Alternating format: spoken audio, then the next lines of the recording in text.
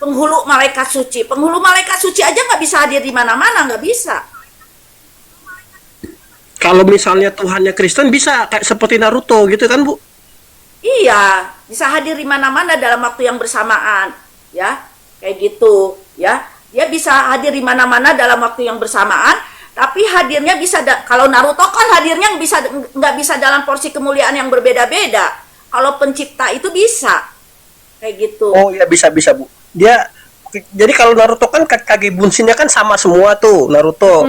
Kalau Tuhan Kristen bisa ada yang laki-laki, perempuan, ada yang tua, muda gitu ya Bu ya. Kaki bunsinnya itu dia. Kapan pencipta itu hadir dalam bentuk laki-laki hanya pada saat jadi Yesus doang dengan Melkisedek.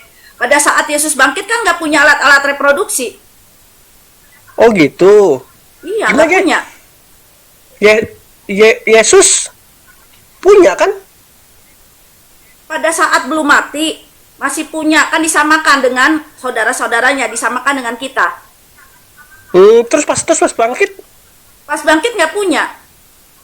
Oh jadi pas waktu mati dia masih ada nih burungnya. Pas bangkit copot burungnya gitu. Tubuhnya itu udah tubuh kemuliaan. Bukan tubuh yang bukan tubuh itunya kan sudah lenyap. Tubuhnya tuh sudah lenyap, tubuhnya sudah tubuh kemuliaan pada saat bangkit. Tubuh yang bangkit kan tubuh yang disalib kan, Bu? Tubuh yang bangkit kan tubuh yang dia disalib itu kan? Yang makan goreng gimana, Bang? Yang itu makan kan setelah apa? dia bangkit, Bang. Yang makan goreng, yang makan ikan. Iya, yang makan ikan, itu Bu. Setelah dia bangkit. Dengar ya. Pada saat ketemu Abraham, Yesus yang ketemu Abraham itu tidak punya alat-alat reproduksi. Itu sama dengan Yesus yang bangkit, tidak punya alat-alat reproduksi. Tapi punya ginjal, punya usus, punya lambung, punya semuanya. Alat-alat reproduksi tidak punya. Oh, paham. Gini Bu. Dia punya ginjal tapi nggak bisa kencing ya. Percuma dong. Nanti gimana dia habis minum kalau mau pipis? Gini maksudnya Pak ya. Yesus itu kan saya udah ngomong, asli-aslinya serafim dia.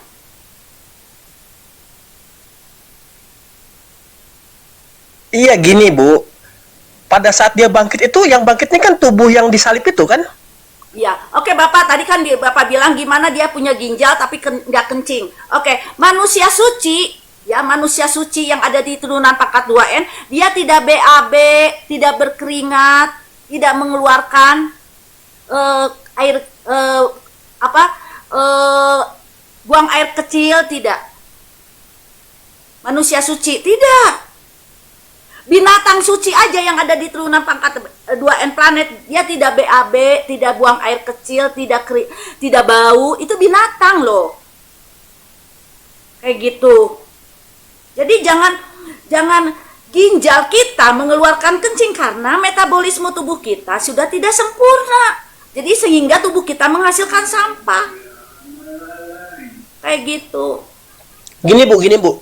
Tubuh yang bangkit itu kan tubuh yang disalib itu kan? Tubuh yang selama dia hidup kan yang bangkit nih? Ya? Kenapa Pak? Tubuh yang bangkit itu kan tubuh yang waktu dia mati disalib ini kan? Tubuh yang sama itu juga kan? Tubuh yang dia bangkit itu tubuh serafim Bapak. Iya, tapi itu kan tubuh yang disalib itu kan? Bukan?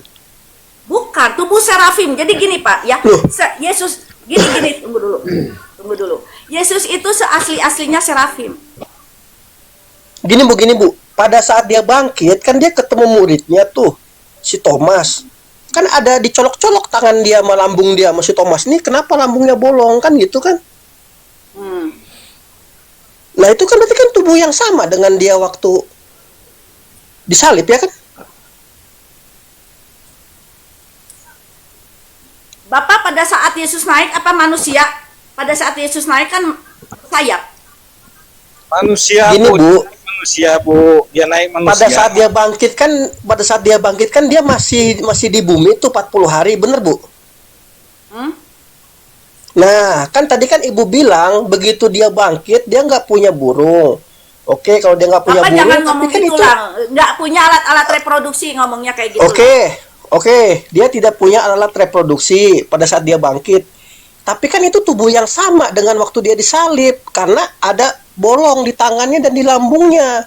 Nah, alat-alat reproduksi dia tuh ketinggalan di mana? Pada saat dia masih di bumi 40 hari. Apa ditaruh di lemari dulu apa gimana, Bu? Alat Oke, reproduksinya. umat tebusan bertubuh manusia tanpa alat-alat reproduksi. Kemana? Kemana? Alat-alat Gimana saya reproduksinya? tahu, Bu? Ya sama, Saya Yesus nggak juga ngerti kayak gitu. konsepnya, Ibu. Gini. Semua umat tubuh, kan umat tebusan tuh ada 3, ya. Kita umat tebusan bertubuh penghulu malaikat, kemana alat-alat reproduksinya? Terus jelas kalau umat bertubuh penghulu malaikat memang jelas nggak punya alat-alat reproduksi. Kemana alat-alat reproduksinya? Terus kedua, umat tebusan tuh ada sebagai umat tebusan bertubuh malaikat. Kemana alat-alat reproduksinya? Nah, Ya, kemana, terus Bu?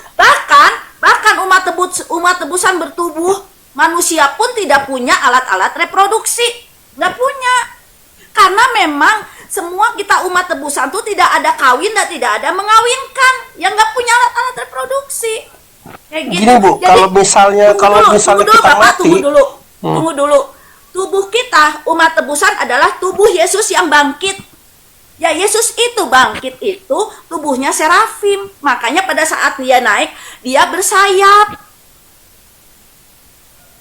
gini Bu ya, kalau kita mati lalu nanti di hari kebangkitan itu kan tubuh kita udah hancur sama tanah, disediakan tubuh baru. Oke lah, tubuh barunya mau itu tidak punya alat reproduksi, saya nggak masalahkan.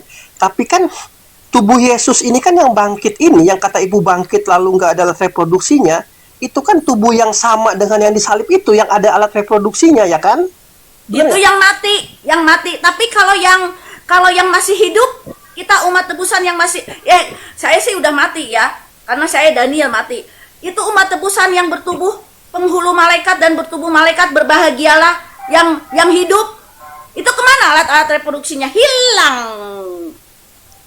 Iya kan posisinya tubuh kita udah hancur. Kalau ini kan Yesus kan masih tubuh yang sama dengan Tunggu, waktu dia Bapak, disalib, tunggu. yang tangannya Kan tadi saya bolong. udah ngomong, yang hancur itu yang mati.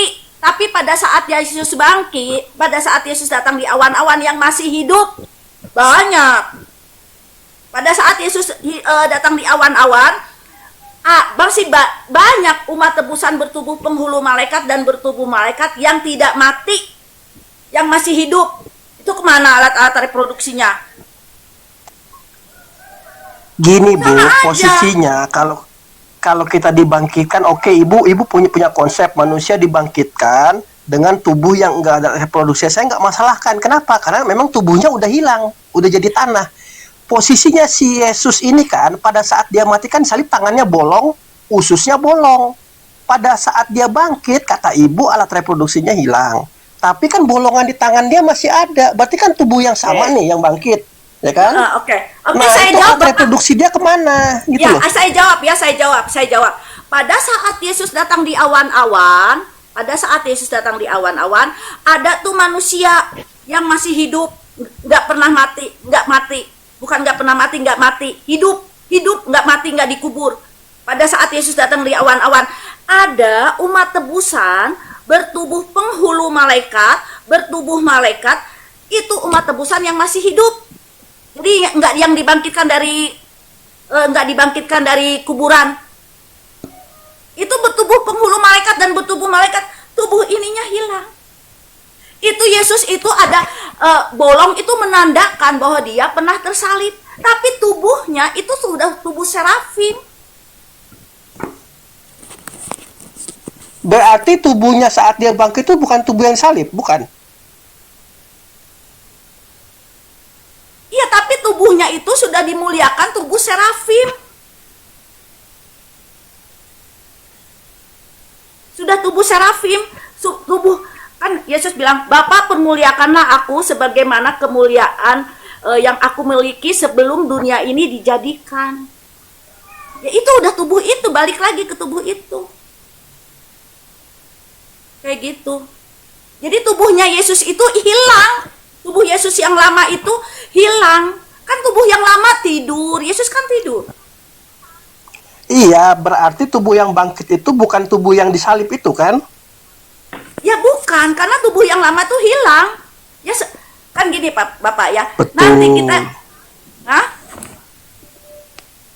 Iya betul Bu, berarti kan tubuh yang waktu disalibnya udah nggak ada, udah hilang kan? Iya. Iya. Kan? Terus yang Iya. bangkit itu tubuh serapim kan? Iya. Berarti yang bangkit itu bukan yang disalib itu, kan? Kenapa? Iya, berarti yang bangkit itu bukan yang disalib kan? Yang disalib kan tubuh manusia nih udah hilang. Yang bangkit tubuh serapim. Berarti yang bangkit ini bukan yang disalib kan? Yang bangkit. Oke, saya jawab oke ya. Bapak memandang hanya secara fisik. Pencipta memandang secara roh. Jadi yang bangkitnya itu adalah yang disalib dengan yang bangkit, rohnya sama. Kan nanti tubuh kita juga nggak ada, tubuh kita nggak ada. Hanya roh saya yang dipakai. Oke? Pencipta memandang secara roh. Iya, Jadi, rohnya sama nggak apa-apa, saya nggak masalahkan. Tapi tubuhnya beda kan Bu ya? Tubuhnya yang Iya, bangkit sama yang mati beda toh? Iya, gini ya Pak ya, tubuh kita semua, kita umat tebusan, tubuhnya hilang, jebret, hilang. Nah, dosa kita, kan udah ke udara nih, tubuh kita dalam waktu yang 1 detik, teng, hilang. Kita umat tebusan nanti yang dijemput Yesus di awan-awan, teng, hilang tubuh kita. Digantikan tubuh penghulu malaikat, kita bertubuh penghulu malaikat dan bertubuh malaikat. Kayak gitu.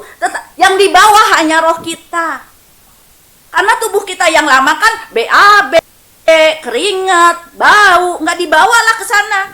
Nah tubuh Yesus juga yang lama kan tidur, buang air besar, nggak dibawalah dia ke tubuh aslinya. Hanya sesaat dia bertubuh manusia. Manusia bumi hanya sesaat. Hanya 33 tahun. Tubuh lama Yesus kemana Bu? Hah? Tubuh lama Yesus kemana? Tubuh lama Yesus kemana? Alkitab tidak menceritakan. Hilang. Oke, lanjut yang lain. Yang lain lanjut. Oke, Ya. Bang, saya izin Bang. Bu, saya mau tanya, tadi Ibu mengatakan apakah Yesus itu naik sebagai manusia gitu ya? Naik sebagai malaikat. Itu di mana dalilnya, Bu? Oke, dalilnya ya. Oke, Yesus naik sebagai malaikat. Gini. Dan Ibu mengatakan tadi ketika Yesus naik itu bersayap. Itu ada dalilnya nggak, Bu? Tolong tunjukkan Ada. di mana, Bu. Ada iya. Oke, dalilnya. Oke, dalilnya sebentar ya, Pak ya. Ya, siap. Dalilnya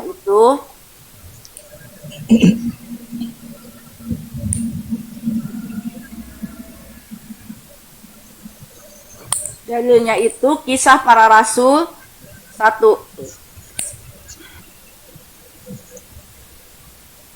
Kisah Para Rasul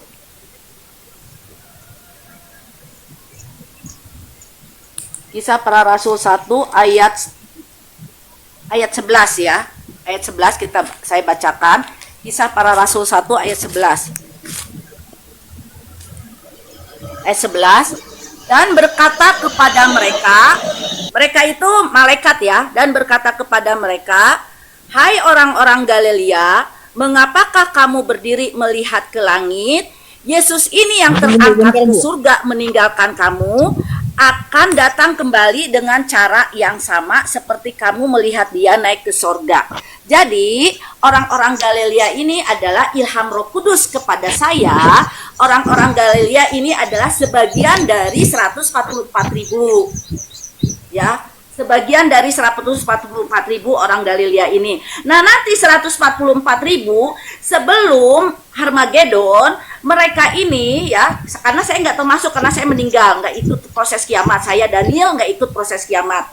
Nah, nanti yang 144.000 ini mereka itu rapture, kan ada rapture di Alkitab, ya. Jadi lagi makan dengan saudaranya tiba-tiba hilang, ya. Lagi makan dengan istrinya tiba-tiba hilang, lagi makan dengan suaminya tiba-tiba hilang. Itu di rapture. Nah, di rapture mereka ketemu, kan sebagaimana engkau lihat Yesus naik, dia juga akan turun demikian. Nah, Yesus turun ketemu 144.000 bersayap.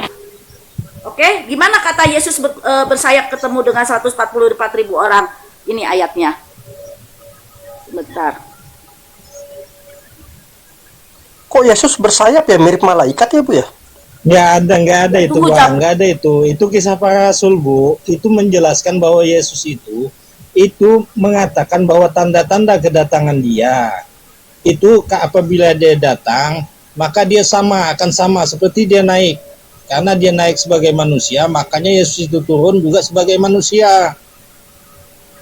Coba Ibu baca di Yohanes 3 ayat 13, di situ jelas Yesus mengatakan bahwa dia naik ke surga dan turun ke surga itu sebagai anak manusia, Bu.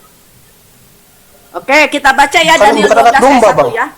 Tunggu dulu, kita jawab dulu ya, versi saya ya. Versi Ilham Roh Kudus. Versi Ilham Roh Kudus ya. Nggak Saya ada jawab itu ya. ilham Roh Kudus itu nggak ada, Bu. Pakai dalil, Bu. Ya, saya ada Tadi dalilnya. ketika Ilham Ibu Roh Kudus. coba Ibu ulang. Ilham Roh Kudus Ibu kepada bisa saya. ulang. Bapak, Ibu apa mau bisa saya ulang. turunkan? Bapak, apa mau saya Enggak, Ibu turunkan? bisa Jangan ulang. lupa. Ibu Sabar, Bu, bisa sabar, Bu, ulang. jangan tantrum, Kisah Bu. para rasul, Sabar. kisah para rasul 1 Sabar, Bu, ayat sabar, 11 Bu. tadi bisa diulang, Bu. Sabar Bu. Di situ Yesus mengatakan itu kepada siapa, Bu? Kok bisa Ibu mengatakan kepada malaikat Yesus berbicara di situ, Bu?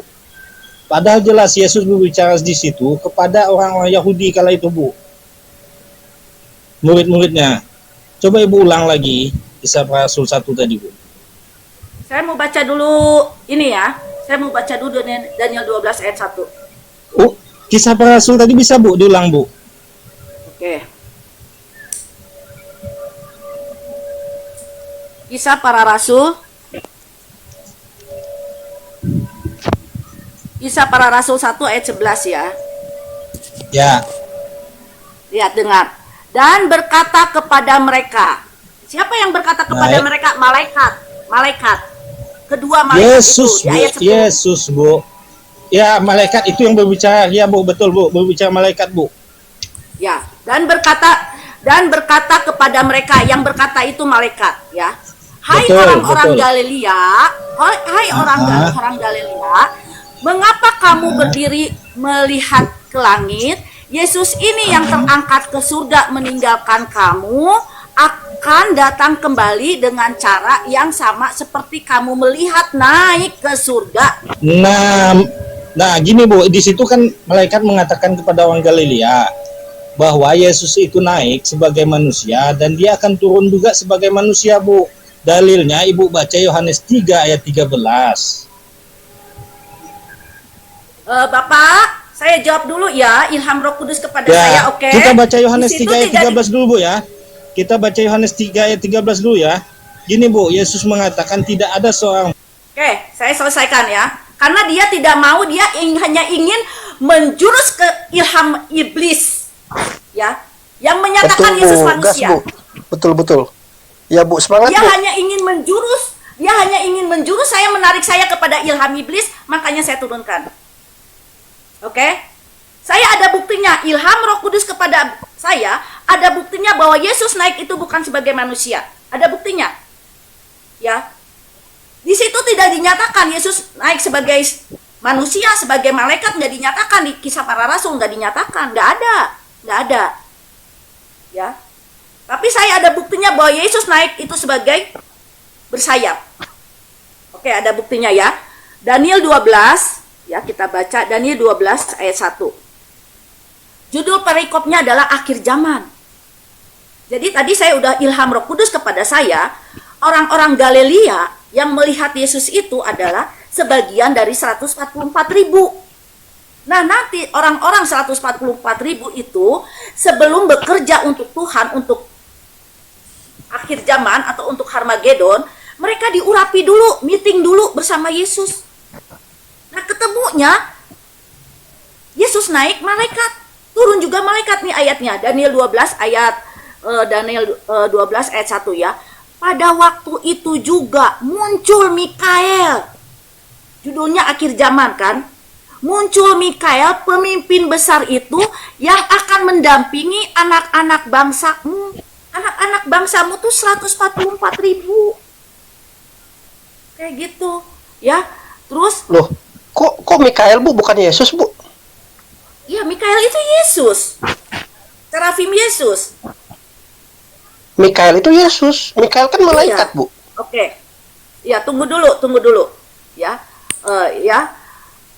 Seperti belum kita lanjutkan, dan akan ada suatu kesesakan yang besar seperti yang belum pernah terjadi sejak bangsa-bangsa sampai waktu itu. Jadi kesesakan besar ini adalah 7 bela. Kayak gitu. Jadi sebelum 7 bela itu proses kiamat. Sebelum proses kiamat, 144.000 anak bangsamu ketemu dengan Serafim Yesus dalam maharupa penghulu malaikat ilahi atau Mikael. Mana buktinya bahwa itu Yesus? Yohanes menyatakannya anak domba. Wahyu 14 ayat 1. Ya, kita lihat Wahyu 14 ayat 1. Kita lihat Wahyu 14 ayat 1 ya. Mana ya Wahyu 14? Berarti Mikael itu Yesus, Bu. Berarti yang perang sama Lucifer dulu di surga perang naga, Yesus itu, Bu. Ya iya, ya Wahyu 14 ayat 1 kita baca ya. Dan aku melihat sesungguhnya anak domba berdiri di bukit Sion dan bersama-sama dengan dia 144.000. Ini peristiwa yang sama. Anak domba itu Yesus yang tersalib. Rohnya saya Daniel menyatakan bahwa Yesus yang tersalib itu adalah Mikael. Menyatakannya, menulisnya Mikael. Tapi Yohanes Kekasih menulisnya anak domba. Ya sama, berarti anak domba itu Mikael.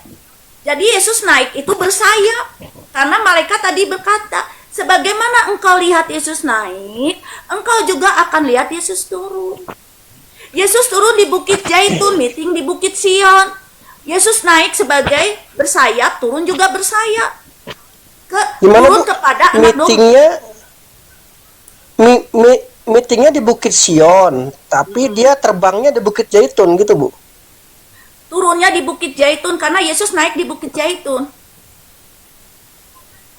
Oh, Gitu. saya paham, Bu. Jadi Yesus itu naik itu ke langit tuh karena dia bisa terbang, bisa ada sayapnya ya. Karena ada sayapnya dia bisa naik ya, Bu. Bukan soal ada sayapnya naik nggak naik, yang penting Alkitab menyatakan Yesus naik itu sebagai Mikael, turun juga sebagai Mikael kayak gitu. Mikael kan bersayap. Oh, saya pernah lihat, Bu, patung Mikael itu, Bu, di film-film itu ada pedangnya. Berarti dia bawa pedang gitu, Bu. Ya itu salah itu. Kita nggak boleh. Pokoknya gini ya Pak ya. Patung, gambar atau keahlian manusia berupa apapun yang mengimagekan Yesus Kristus ilham iblis. Itu aja udah. Loh, tapi kan banyak, Bu, gambar-gambarnya, Bu. Aku suka lihat loh dijual-jual juga. Ada gambar, ada patung. Iya Bapak, kan tadi saya udah oke denger ya, ilham iblis kepada saya, patung, gambar, keahlian manusia berupa apapun yang mengimagekan Yesus Kristus adalah kedok iblis. Itu aja udah. Itu ilham Roh Kudus kepada saya. Itu aja udah.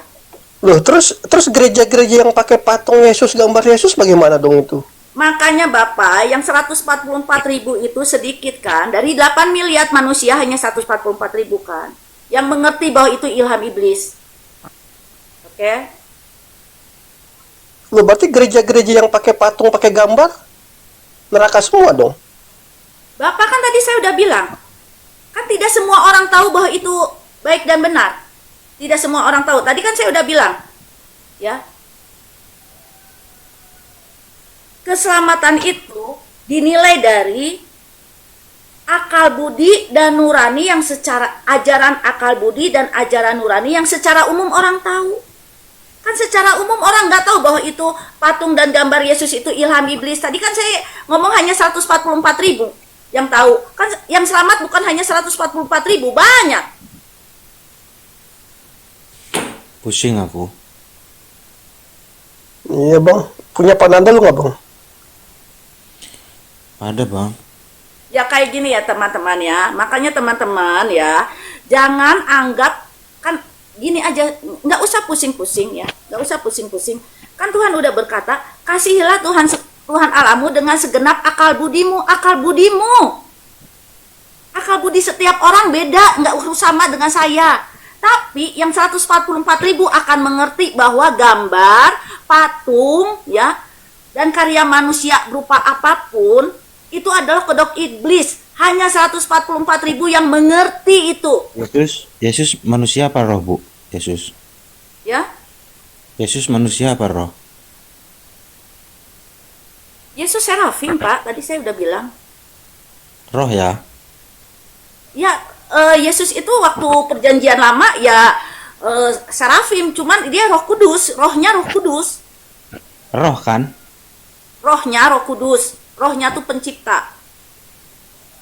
Iblis roh apa ini? Iblis. Hah? Iblis? Iblis roh apa bukan? Iblis itu malaikat berdosa, penghulu malaikat berdosa. Dia Iblis bukan penghulu malaikat. Iblis roh apa bukan? Ya, Enggak, dia bukan penghulu malaikat, malaikat, tapi bukan Roh Kudus. Roh, ya dia punya roh. Sama-sama roh dong berarti. Ya Pak, Yesus dengan iblis. Enggak, iya. Ya udahlah, Yesus itu iblis, terserah Bapak lah, udahlah, nggak apa-apa lah. Itu kan Bapak Enggak. yang ngomong, bukan saya yang ngomong. Ini saya nanya. Ya, ya Bu. udah, Bapak kalau mau buat suatu kalimat bahwa Yesus itu iblis, itu urusan Bapak. Yang penting bukan mulut saya yang ngomong. Udah terserah. Iya, berarti kan Tuhan Ibu roh dong. Roh Bapak kan? punya, dengar ya, Bapak roh juga. Bapak kan punya roh, berarti Bapak juga Tuhan dong. Iya dong. Iya dong. Enggak. Bukan kayak gitu konsepnya. Bu. Iya, Bukan, Bapak kan saya punya bukan roh. kayak Bapak gitu. binatang juga punya roh dong. Roh berarti binatang juga Tuhan dong. Iya dong. Itu dong.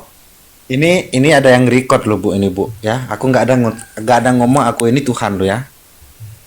Ibu sendiri tadi yang ngomong ya. Ya kan Bapak bilang bahwa Tuhan itu disamakan Yesus, iblis itu roh. Yesus itu Enggak, roh. saya nanya, Bu. Sama-sama Saya punya nanya. roh. Ya, tapi Iya. oke saya jawab. Rohnya iblis ada roh penghulu malaikat. Rohnya Yesus, Roh Kudus, pencipta. Oke? Tapi hakikatnya kan sama-sama roh dong. Hakikatnya. Iya. Bapak mana hakikatnya bahwa iblis hakikat itu apa sih fisiknya? Fisik. Iya. Hakikatnya kan sama-sama roh. Iblis roh. Tuhan Ibu roh. Hakikatnya kan sama-sama roh dong. Saya nggak mau nanya. Saya mau nanya dulu ke Bapak, hakikat itu apa? Fisik. Pusing bang aku Bang Romo. Ini gimana ini Bang Romo? Ya saya mau nanya, saya supaya bisa menjelaskan ke Bapak, saya mau nanya, hakikat itu pengertian hakikat itu apa, fisik atau dalamnya? Iya. Jujur iya. aja deh. Gini bang, ini aku dimut-mutin ya, aku ketawa-ketawa. Ya sebenarnya ibu ini tahu loh Bang Romo. Cuman entah ibu ini malu atau kayak mana. Gini bang, abang masalahnya jangan samakan ibu ini dengan Kristen lain. Kristen lain tuh nggak punya bimbingan Roh Kudus. Ibu ini punya bimbingan Roh Kudus ya bu ya? Iya, saya berat. rohnya Daniel. Roh saya roh Daniel. Tadi Bapak bilang sebenarnya Tuh, ibu tahu ini nggak kau Daniel siapa? Ya, tunggu dulu. Tadi Bapak siapa sih namanya? Bapak Lare ya. Ngomong ibu ini sebenarnya tahu, cuman malu. Malu apa, Pak? Orang saya dimusuhi banyak orang. Malu untuk mengakui Gini bu, kebenaran sebenarnya, gini Bu. si Iya, si kalau Lari saya ini kan gini belum ya, tahu kayak siapa tunggu dulu. Daniel bu. Tunggu dulu. Coba kasih tahu dulu Daniel siapa bu. Ya, tunggu Daniel. dulu. Ya, Coba Daniel siapa Daniel, Bu? Pengen tahu, Bu. tunggu dulu. Bapak ini ngomong katanya, saya malu menyatakan kebenaran. Ya kan? Bapak ini ngomong kayak gitu, ya. Padahal saya udah dimusuhi banyak orang tuh menyatakan hal ini. Dimusuhi Kristen. Bagaimana orang yang malu menyatakan kebenaran itu nggak akan dimusuhi? Karena kebanyakan di dunia ini, kebanyakan mayoritas tinggi sekali nggak menyatakan kebenaran. Yang menyatakan kebenaran hanya 144.000 berdasarkan Alkitab. Tapi bukan berarti yang selamat hanya 144.000, bukan. Oke? Bu, Bu, dijelaskan dulu, Bu. Daniel tuh siapa? Jangan-jangan dia nanti kira tukang cilok lagi di pertigaan. Coba kasih tahu dulu dia, Bu. Ya udah Daniel nggak apa-apa siapa? kalau dia mau mendefinisikan rohnya saya, rohnya tukang cilok di pertigaan ya nggak apa-apa. Enggak, saya baru masuk, Bu. Belum tahu Daniel siapa. Oke ya. Di Alkitab hanya ada kepada dua orang. Pencipta Dua orang. menyatakan orang yang dikasihi hanya kepada Daniel dan kepada Yohanes kekasih. Hanya kepada dua orang. Ya. Kalau kita baca Daniel 10 ayat 11, ya. Tertulis di Daniel 10 ayat 11. Siapa namanya? Daniel. Melkisedek, Oh. pencipta hah? Ada lagi Melkisedek sekarang. Iya, pencipta dalam maharupa Melkisedek bilang Oke. kepada Daniel, Daniel, engkau orang yang dikasihi. Daniel 10 ayat 11. Ya. Dan jadi ada ribuan nabi tuh di perjanjian lama. Tapi hanya kepada Daniel menyatakan orang yang dikasihi. Padahal pencipta porsi kasih sayang pencipta kepada semua ciptaan sama. Sama. Nggak ada bedanya. Kepada nabi, kepada orang biasa, orang awam, sama, setitik pun gak ada bedanya. Tapi kenapa kepada Daniel dinyatakan orang yang dikasihi? Nah, begitu pula di perjanjian baru. Hanya kepada Yohanes kekasih. Padahal ada 70 murid Yesus sama kasihnya. Yesus sama mengasihi 70 muridnya. Sama kasih Berarti Yesus guru kepada... dong Yesus ini. Hah? Yesus guru dong. Maksudnya? Mengasihi muridnya berarti guru Yesus. Guru Ya, bukan dia sih? itu guru, dia itu pencipta, dia itu nabi, segala-galanya ada di dia. Ya. Oke, ya kayak gitu ya. Nah, pada saat murid Yesus banyak. Ya, orang Kristen banyak. Pengikut Yesus banyak. Tapi hanya kepada Yohanes kekasih dinyatakan orang yang dikasihi. Kenapa? Pencipta itu nulis di Alkitab itu bukan hanya untuk gak ada maksud. Yohanes kekasih ini maksudnya dia kekasihnya Yesus, pacaran gitu, Bu. Aduh, Bapak picik banget sih, Pak. Masa pacaran? Ya kan namanya kekasih, Bu. Kalau kekasih kan setahuku kekasih itu pacaran, bukan? Iya, pasangan. Iya tuh. Oke, terserah. Terserah Bapak mau mendefinisikan cabul, mendefinisikan zina, apa itu Bukan terserah. kayak gitu pikiran ibu ini. Bukan, Bu. Kan Kayak gitu banget deh kekasih. pikirannya. Kekasih itu dalam arti kan kayak gini loh, hubungan bukan berarti itu mesum, enggak Bu, cabul enggak. Tapi tadi Bapak ini ngomongnya pacaran. Iya kan Iya, sama aja, kalau setahu saya kekasih pacaran, Bu. kan sama Oke. aja tuh Bu. Oke, ya. Tadi kan Bapak ngomongnya kekasih pacaran. Orang yang pacaran itu pasti ada cabulnya. Yesus satu kali pun tidak pernah berbuat dosa. Makanya Ya, saya tidak boleh Bu, pacaran. pacaran Saya kan tidak cabul. boleh pacaran. Dengar bukan, dulu, dengar bukan dulu. kata dengar kerjanya Bu, bukan kata kerjanya ini yang dimaksud Abang Romo ini namanya Bu, nama ya. Oke, saya dengar dulu ya, dengar dulu. Ilham Roh Kudus kepada saya tidak boleh pacaran. Kalau saya pacaran sempat, berarti saya cabul. Berarti ilham Roh Kudus nggak akan ada lagi kepada saya. Oke? Itu saya. Apalagi Yesus. Ya Tuhan. Satu kali pun nggak pernah ada dosa. Baik dalam pikiran, perkataan, dan perbuatannya tidak ada. Oke? Satu kali cabul aja, ilham Roh Kudus tidak akan datang. Makanya Daud, tunggu dulu. Ke Makanya tubuh Daud Yesus. tunggu dulu. Pada saat Daud jinah kan poligami jinah, ya kan? Berdasarkan Alkitab poligami adalah jinah. Makanya pada saat Daud jinah, Salomo jinah, tidak ada wahyu kepada Daud dan Salomo, tidak ada.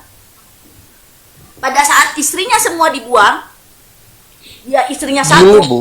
dan suci, dia kembali dapat ilham. Oke?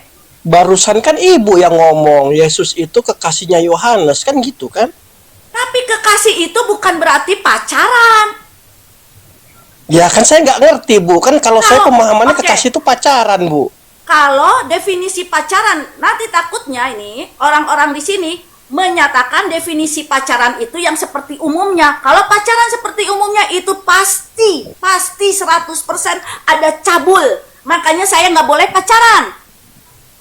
Oh, berarti pacarannya Yesus nggak seperti umum gitu Bu. Ya bukan pacaran itu. Yohanes Kekasih itu Bapak ya. Yohanes Kekasih itu asli ibu mengasihi anak enggak? Anak yang dikasihi. Itu apa? Iya, Misalnya tapi seorang kan ibu, anaknya kan bukan, tapi kan anaknya bukan kekasih Bu. Kalau kekasih ya pacaran lah. Yohanes Kekasih itu artinya orang yang Yesus kasihi, murid yang kamu kasihi, yang paling dikasihi, artinya itu udah. Oke, kita baca ya Yohanes. Maaf Kita Bu, baca soalnya definisi. saya salah Bu. Oke, Oh, kita berarti baca salah ya. Bu ya. Soalnya tadi saya ngiranya kekasih itu pacaran. Berarti saya salah nih Bu. Tunggu. Kita baca definisi Yohanes Kekasih ya. Kita baca Yohanes 13 ayat 23. Kita baca. Yohanes 13 ayat 23. Kita baca. Yohanes 13 ayat 23 ya, kita baca ya. Definisi Yohanes Kekasih itu kayak gini. Yohanes 13 ayat 23. Definisinya kayak gini. Kenapa dia punya kekasih cowok Bu? Bukannya cowok juga Yesus tuh Bu? Ya, tunggu dulu. Makanya saya bacakan ya definisi Yohanes Kekasih kayak gini. Yohanes 13 ayat 23 ya. Seorang di antara murid Yesus, yaitu murid yang dikasihinya, bersandar dekat kepadanya di sebelah kanannya. Jadi artinya Yohanes Kekasih itu dia dekat dengan Yesus dan dikasihi, artinya kan itu tadi gitu. Murid yang dikasihi. Oh, ya paham Bu. Ya kalau dikasih saya ngerti. Misalnya laki-laki mengasihi laki-laki lain saya ngerti, tapi kalau laki-laki jadi kekasih laki-laki lain, nah ini yang saya agak gimana gitu. Iya. Makanya tadi saya bacakan definisi dari Yohanes Kekasih adalah orang yang dikasihi oleh Yesus, murid yang paling dikasihi oleh Yesus itu. Arti dari Yohanes Kekasih itu artinya. Udah saya bacakan ya. Jadi di perjanjian lama hanya kepada Daniel yang dikasihi. Di perjanjian baru yang dikasihi hanya kepada Yohanes Kekasih. Namanya Yohanes Kekasih, ya. Tapi definisi kekasihnya tadi udah tahu ya, murid yang paling dikasihi itu artinya. Kenapa hanya kepada Namanya Daniel? Yohanes Kekasih Bu. Jadi Ya? memang kekasih itu memang nama dia, Yohanes Kekasih itu namanya. Ya dicapnya kekasih karena paling dikasihi oleh oleh Yesus.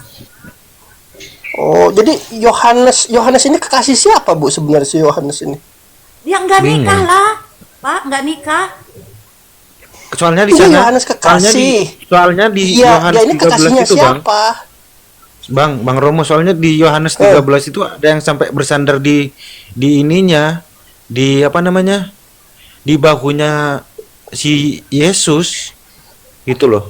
Kayak Kalau kayak orang cowok, pacaran kalau cowok gitu. yang bersandar, Kak, kita pikirannya kayak mana gitu ya? Kalau cowok yang bersandar, tapi kalau cewek, oke lah. jangan ngada-ngada kau.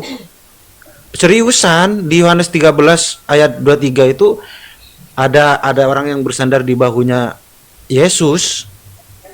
Bener nggak, Bu? Cewek apa cowok? Nah, itu yang jadi pertanyaan. Kalau cewek sih oke lah ya. Tapi kalau cowok berat, ini berat. Oke ya. Oke, udah saya jawab. Oke, saya jawab ya. Saya jawab. Jawab. Oke, ya. Isi Alkitab harus diterjemahkan oleh ilham Roh Kudus. Oke. Yesus itu posisinya Tuhan. Rohnya itu Tuhan. Dia itu Roh Kudus. Kita Roh, memanja-manja di dia juga, dia ke kita itu bagaikan ciptaannya. Jelas? Jadi Ya. hubungan Yohanes kekasih dengan Yesus itu hubungan antara pencipta dengan ciptaannya. Kayak gitu. Jadi Yesus itu ingat pencipta, tuh. ingat. Berarti bukan kekasih, bukan ya Bu ya? Tadi kan saya udah bacakan, murid yang paling dikasihi, mau bersandar kayak mau pegangan kayak mau apa. Jangan disamakan dengan otak ngeres. Ciuman boleh nggak Bu ciuman? Soalnya sampai berbaring juga loh di sana itu, Bu. Berbaring di Di mana, Yohanes Bapak? itu loh. Di Yohanes itu ada yang sampai berbaring juga loh. Bukan berbaring, Bapak, coba dengar ya. Bersandar di bahunya. Sandaran gini emang nggak boleh. Khusus yang ia miliki dari Yesus karena mereka berbaring di depan dan bersandar di bahu orang di sebelah mereka, Bu, di Yohanes itu kalau nggak salah ya. Bener nggak Iya. kayak gitu? Oke, terserah bapak-bapak ini kalau mau menerjemahkan itu adalah perbuatan cabul, tapi yang penting satu, Yesus Kacau itu ini. Nggak ada Bu, nggak ada yang ngomong cabul Bu. Nggak ada, Bu, ya, nggak ada. Mau direkod pun aku nggak takut, Bu, karena aku nggak ada ngomong Yesus itu cabul. Oke, sudah ya, saya turunkan. Saya nggak mau menyeret-nyeret ilham iblis kepada saya nggak mau. Bapak ini sudah katanya nggak ada Bu, tapi selalu menonjol-nonjolkan bersandar. Kan itu apa ya? Itu apa ya, laki-laki dengan laki-laki ya? Cabul. Ya. Saya udah katakan, mengerti ayat Alkitab, jangan pakai ilham iblis. Oke? Jelas di Alkitab dinyatakan, satu kali pun Yesus tidak ada dosanya. Baik dalam pikiran, perkataan, dan perbuatan. Bapak itu menyeret-nyeret terus bahwa Yesus itu bersandar. Tapi nggak ngaku. Oke. Tadi juga ada di sini, ibu menista Al-Quran. Karena ibu bilang poligami zina. Tadi saya bilang poligami zina berdasarkan Alkitab. Ya. Bukan berdasarkan Alkitab, Al-Quran. Tadi ada yang chatting. Poligami zina, ibu ini sudah menistakan Alkitab. Sudah menista agama. Menista agama siapa? Saya kan berdasarkan Alkitab. Berdasarkan Alkitab, poligami zina. Dilanjut lagi Bu. Tadi lagi pembahasan Yesus itu malaikat. Nah gimana itu Bu? Tadi Iya, ya, oke kita kembali ya. aja. Oke, kembali ya. Oke, kayak gitu ya. Jadi kembali lagi teman-teman ya. Arti tadi saya udah menyatakan Yohanes kekasih itu artinya murid yang paling dikasihi. Ya. Tadi sampai ada kata-kata kalau ciuman gimana Bu? Udah jauh. Tapi nggak mau mengakui bahwa itu ada ilham iblis di otaknya. Sampai terbesit ciuman. Ada di Alkitab ciuman? Nggak ada kan? Hanya bersandar pundaknya. Hanya itu aja. Itu udah kotor langsung. Udah menuntun kepada ilham iblis. Kayak gitu. Oke? Kayak gitu ya. Padahal ilham Roh Kudus kepada saya nih manusia, rohnya roh malaikat. Ya, malaikat berdosa aja nih saya. Tidak boleh pacaran, tidak boleh. Kalau kamu Evi masih mau dapat ilham Roh Kudus, tidak boleh pacaran. Kayak gitu. Jangankan pacaran, tertarik aja nih pikiran ke laki-laki, tidak boleh. Bersih. Saya ini. Tapi saya pernah dengar Bu, saya pernah dengar dari teman saya Kristen katanya Yudas tuh mencium Yesus.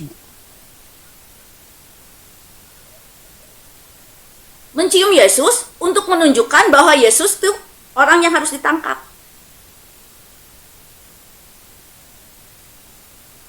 Oke?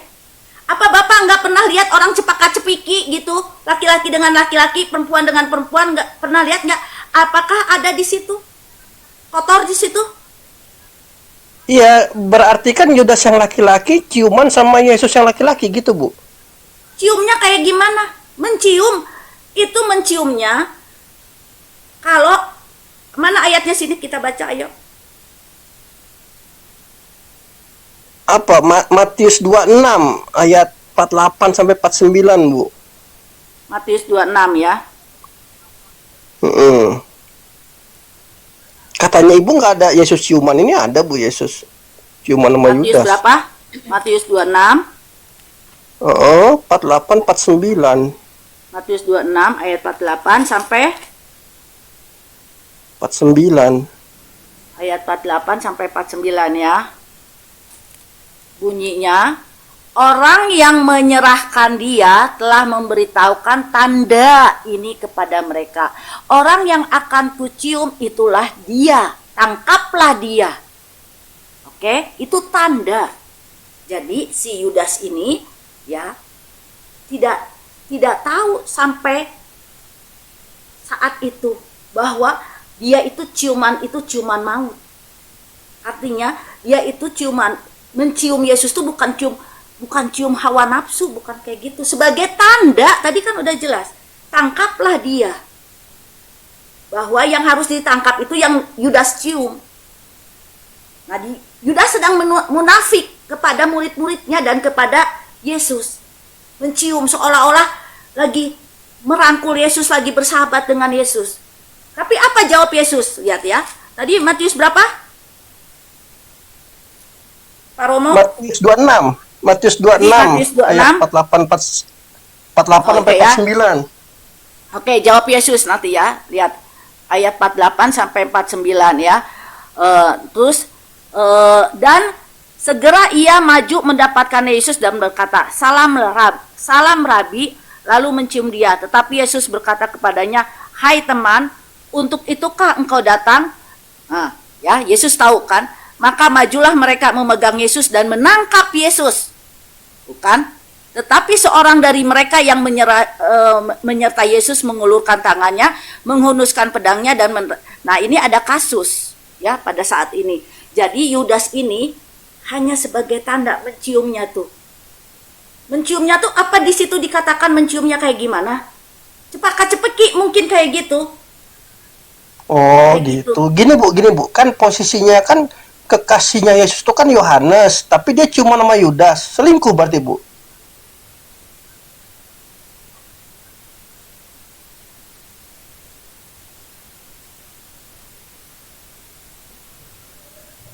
Itu bagaimana, Bu? Kok dia udah punya kekasih tapi cuma nama yang lain? Oke ya. Saya turunkan, maaf Pak Romo.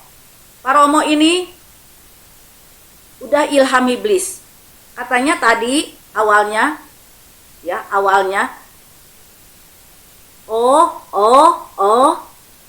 selingkuh. Yesus selingkuh dengan Yudas. Udah ilham iblis semua. Yang semua ilham iblis saya turunkan ya. Jangankan Yesus, saya aja yang kalau saya masih mau dapat ilham Roh Kudus, saya nggak boleh pacaran, nggak boleh kepikiran juga, nggak boleh kepikiran nih saya, nggak boleh. Apalagi Yesus yang tuh, kalau Yesus berbuat seperti yang teman-teman katakan, selingkuh dengan Yudas, ya, dengan Yohanes kekasih pacaran. Kalau Yesus berbuat kayak gitu, maka kita ini semua nggak ada akhlaknya. Semua kita dipimpin oleh Lucifer, nggak tahu akhlak, nggak tahu moral. Yesus nggak akan bangkit, nggak akan ngasih roh Kristus, nggak akan ngasih roh hikmat sehingga kita tahu akal budi dan moral. Bukti bahwa Yesus satu kali pun tidak ada dosa, satu kali pun pikiran, perkataan, dan perbuatannya, buktinya adalah kita sekarang tahu moral. Karena kita dikasih roh Kristus. Itu buktinya. Ya. Oke, siapapun akan saya turunkan kalau mengilhami isi Alkitab dengan ilham iblis. Itu kan tadi ilham iblis. Oh, Yesus selingkuh?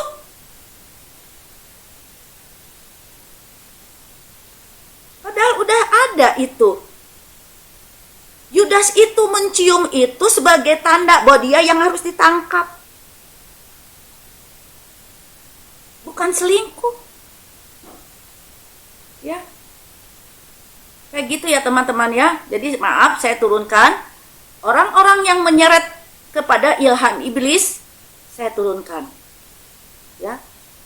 Satu aja teman-teman yang harus ketahui. Kalau sempat Yesus berbuat dosa hanya sekali saja, walaupun dosa pikiran cabul, misalnya kayak tadi yang teman-teman bilang selingkuh lah, ya, yang bilang pacaran lah, tapi nggak mau ngaku, bahwa di otaknya teman-teman tuh pacaran pengertian pacaran tuh pacaran umum gitu ya kan, nggak mau ngaku ya. Nih, kepada teman-teman yang anggap gitu, kalau Yesus sekali aja di otaknya itu cabul, kotor, jahat ya, terus egois sekali aja, ya, maka bumi ini sudah menjadi milik Lucifer. Kalau bumi ini milik Lucifer, semua poligami tuh berdasarkan Alkitab ya, berdasarkan Alkitab. Karena nggak tahu yang baik dan benar, nggak tahu. Karena nggak dikasih Roh Kudus. Kalau bumi ini udah milik Lucifer, ya, kan nggak ada Roh Kudus. Kalau bumi ini udah milik Lucifer, kayak gitu teman-teman. Kalau nggak ada Roh Kudus kan tentunya poligami, poliandri ya suka-suka. Ya, kayak gitu. Ya. Oh, sekarang kan orang-orang ngerti bahwa pacaran aja dosa. Ya kan?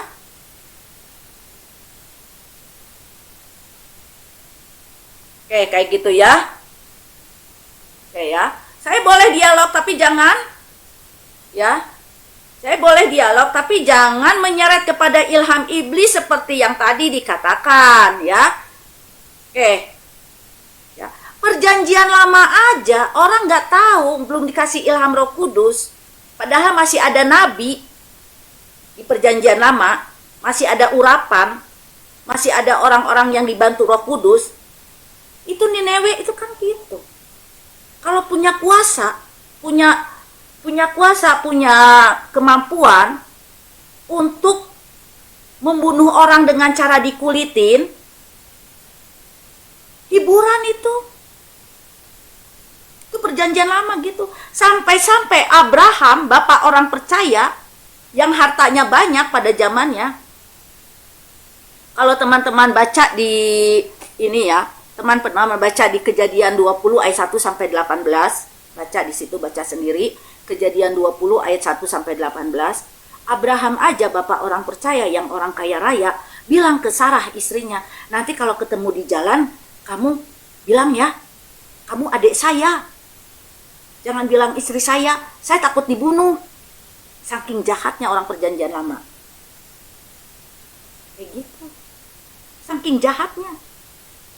Padahal itu udah bapak orang percaya. Masih berbohong. Saking takutnya dia berbohong. Nyuruh Sarah ngaku bukan istrinya. Takut dibunuh.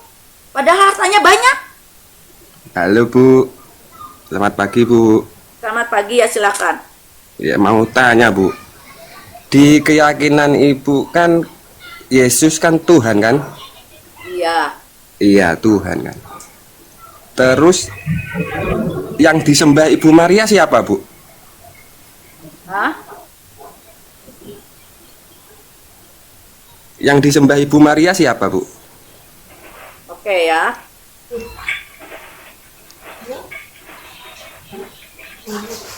Oke. Pada saat Yesus masih menjadi manusia, ya,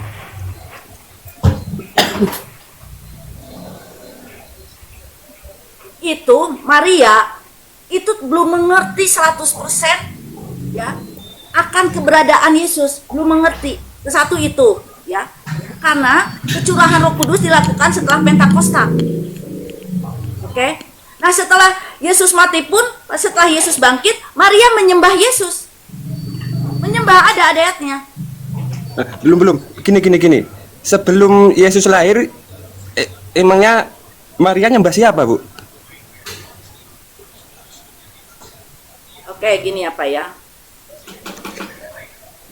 Yesus itu pencipta sama. Yesus itu pencipta. Nah, Maria dia itu mengetahui bahwa Yesus itu adalah pencipta dalam maharupa Tuhan. Mengetahui. Tetapi dia tetap menyembah kepada Bapa. Berarti Yesus bukan Tuhan. Tadi Kok kan saya nyembah bilang Bapak? tadi saya bilang pencipta dalam maharupa Tuhan.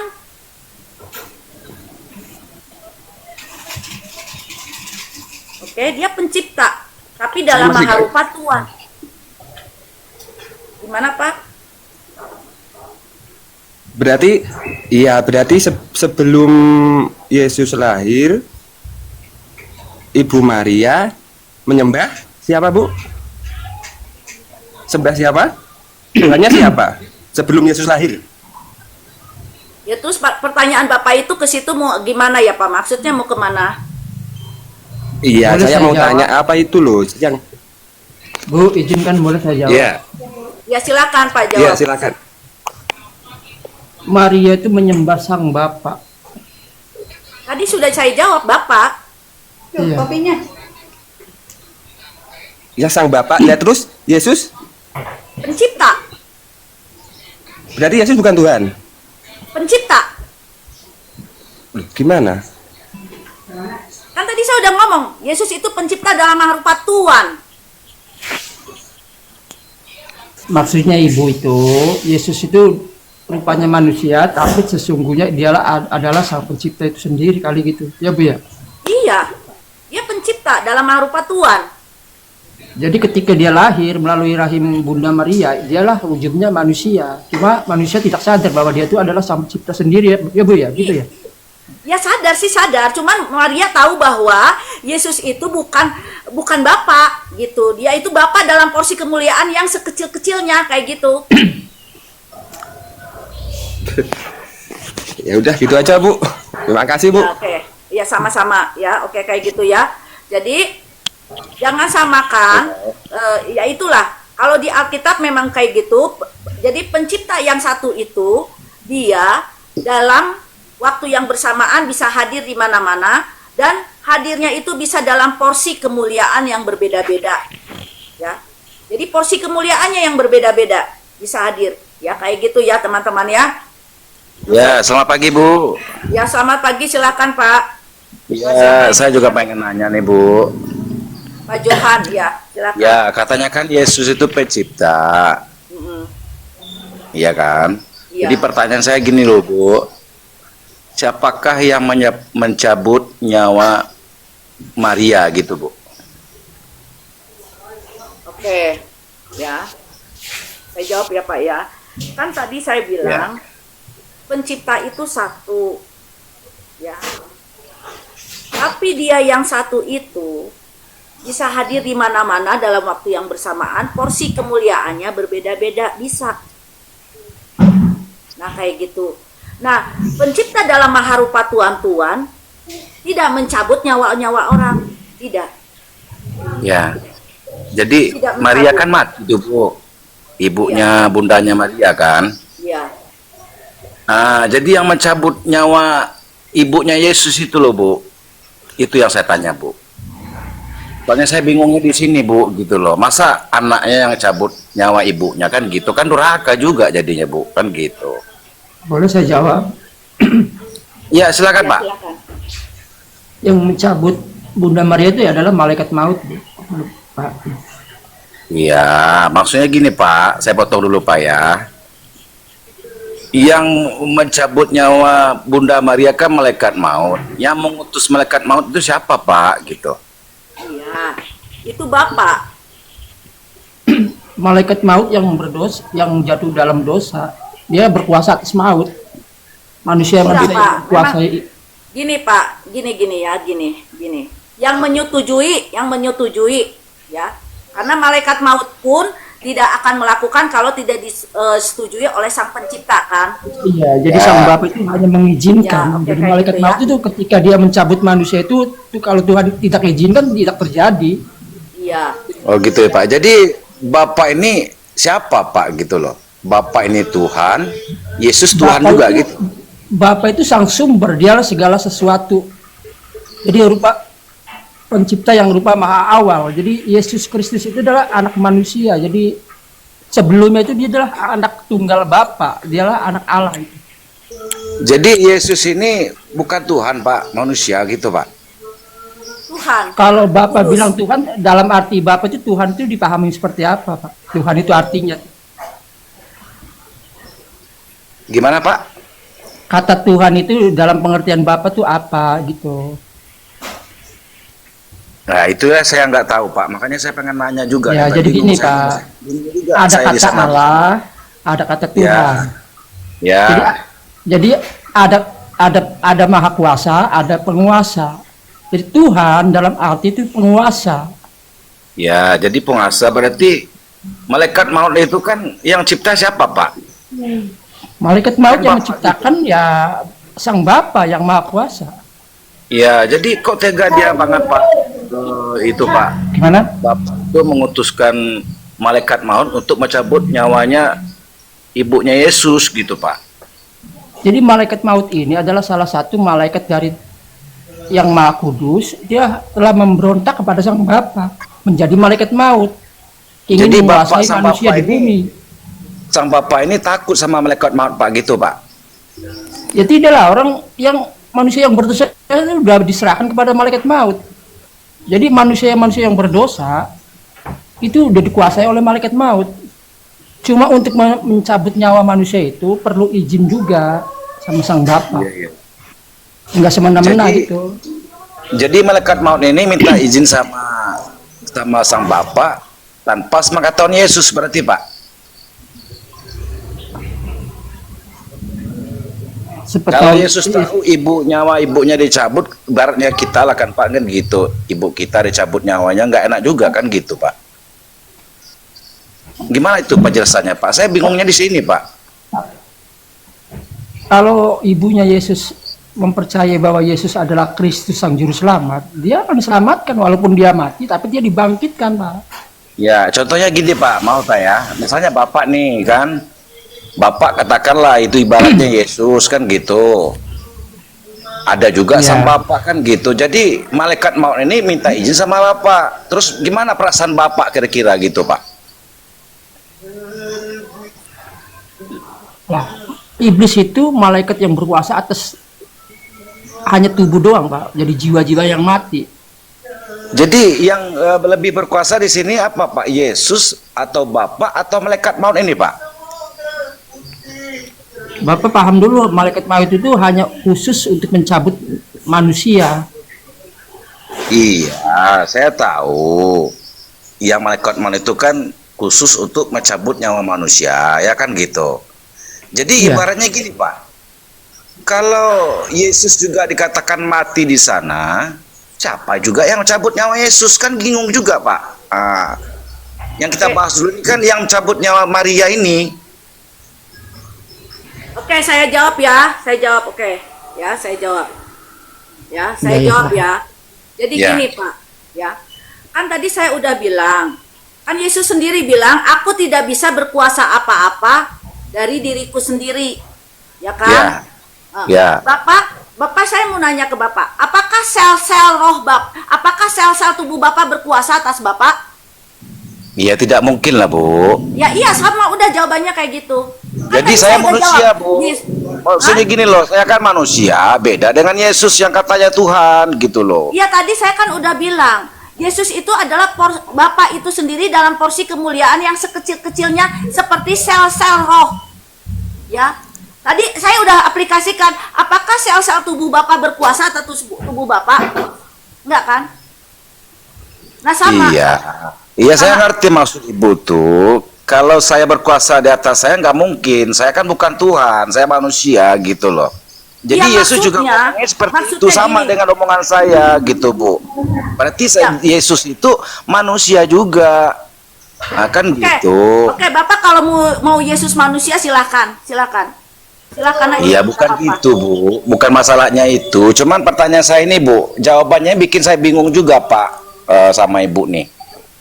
Kenapa nggak tega? Nggak mungkin juga kan kita sebagai anaknya dari Bunda Maria, kok tega banget gitu loh.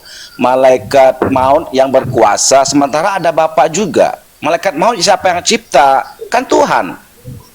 Tuhan nggak pernah menciptakan Lucifer. Lucifer pada awal tercipta adalah suci.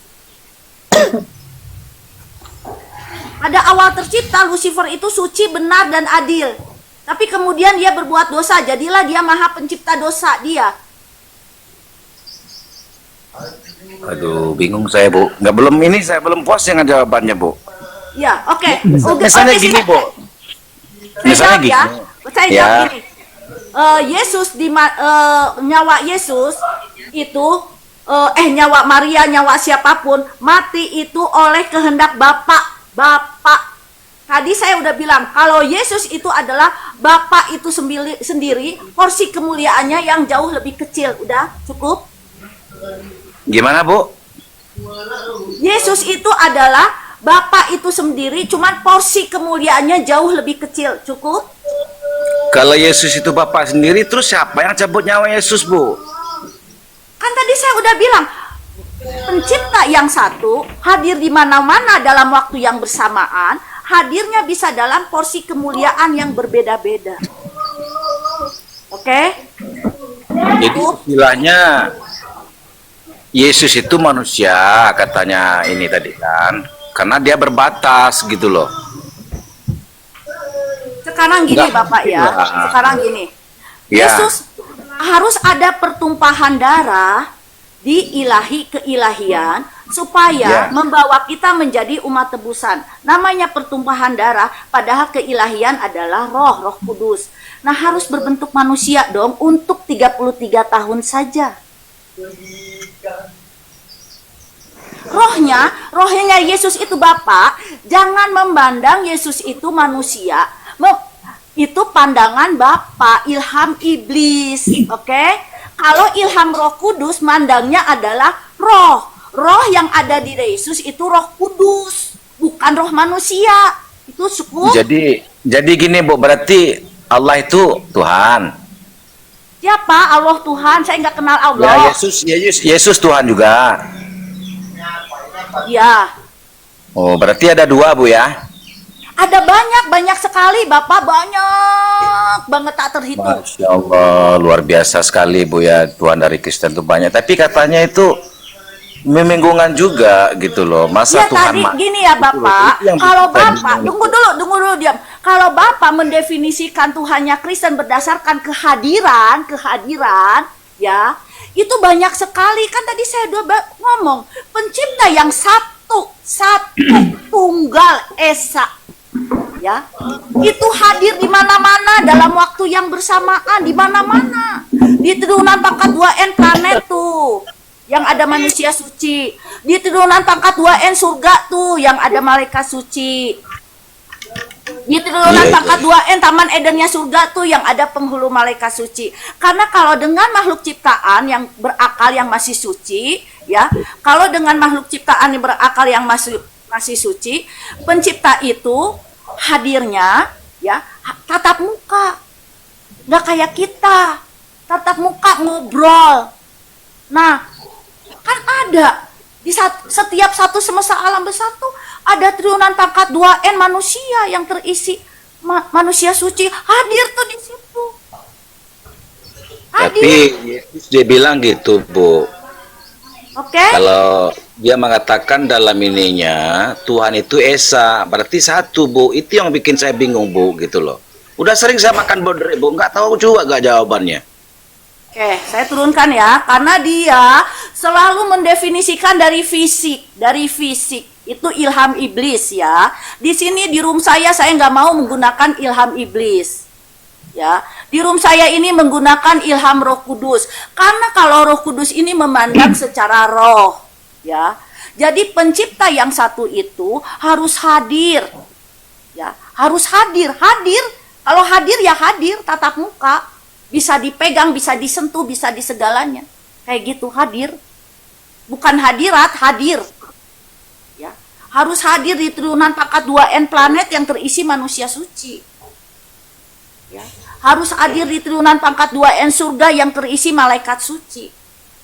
Harus hadir di turunan pangkat 2N Taman Edennya surga yang terisi penghulu malaikat suci. Nah kayak gitu. Itu satu. Jangan samakan satu pencipta tuh dengan iblis Lucifer.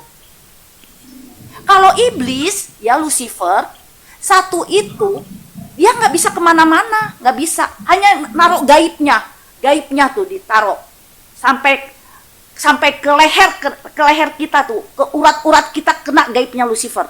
Bisa. Hanya gaibnya yang sampai urat-urat nadi kita. Bisa, dia hadir gaibnya itu. Bisa, hanya gaibnya. Itu iblis, Lucifer. Tapi kalau pencipta hadir tatap muka. Ya, hadir tatap muka. Jadi dia itu satu. Tapi satunya bukan kayak iblis Lucifer yang hanya ngasih gaibnya sampai urat nadi. Enggak, bukan itu. Sehingga kenapa saya bilang iblis Lucifer bisa ngasih gaibnya sampai urat nadi? Kita berjatuh dalam dosa. Terus-terusan berdosa. Terjerat oleh gaibnya Lucifer. Makanya tidak ada satupun manusia yang layak diselamatkan kalau bukan karena anugerah. Karena semua kena gaib gelapnya Lucifer sampai urat nadi. Kayak gitu. Ya. Tadi kan saya udah bilang. Ya. Ya, tadi saya udah bilang, ya. Bahwa pencipta itu jangan disamakan dengan kita. Dia itu hadir, berwujud hadir, ya, bisa berwujud malaikat, bisa berwujud penghulu malaikat, bisa berwujud manusia. Itu yang ketemu Abraham tiga-tiganya kan berwujud manusia. Itu pencipta loh tiga-tiganya. Walaupun pendeta ngomong yang dua malaikat, tapi kan tiga-tiganya makan. Kalau malaikat suci ciptaan murni nggak akan makan, ya, nggak akan makan hewan, karena nggak punya lambung, nggak punya usus, nggak punya. Malaikat suci, penghulu malaikat suci di surga dan di taman Edennya surga memang ada sumber makanan, ada. Tapi sumber makanannya terbuat dari sinar, dari cahaya. Kalau daging, buah-buahan, tumbuh-tumbuhan itu kan terbuatnya dari tanah. Malaikat suci nggak bisa makan itu. Tuh, ya udah jelas ya. Yang ketemu Abraham tiga itu adalah semuanya adalah pencipta dalam maharupa tuan-tuan. Bisa hadir tuh tiga langsung. Oke, itu adalah sel roh Tuhan, sel roh. Oke, kayak gitu ya. Jadi kalau kita sel-sel tubuh kita nggak bisa kemana-mana di dalam tubuh, tetapi sel roh Tuhan bisa keluar masuk kepada keilahian. Gitu. Itulah pencipta, kayak gitu pencipta yang berdasarkan Alkitab. Jangan disamakan dengan iblis Lucifer. Oke, teman-teman. Ya, karena Bapak ini saya turunkan. Kenapa saya diturunkan? Kenapa saya turunkan? Karena Bapak ini bersikeras ingin ngomong bahwa Yesus itu manusia terus enggak memandang rohnya Yesus roh apa. Padahal tadi Bapak ini udah dari tadi ikut dari pertama. Saya udah ngomong bahwa Yesus itu serafim. Ya, serafim yang terlahir sebagai manusia.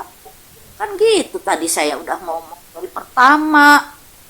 Ya, tapi inginnya terus manusia. Kan manusia. Jadi ngapain dinaikin juga? Kan? Bapak ini nggak akan berhenti ngomong, ya, nggak akan berhenti berargumen sebelum saya mengakui bahwa Yesus manusia, kayak gitu. Saya tahu.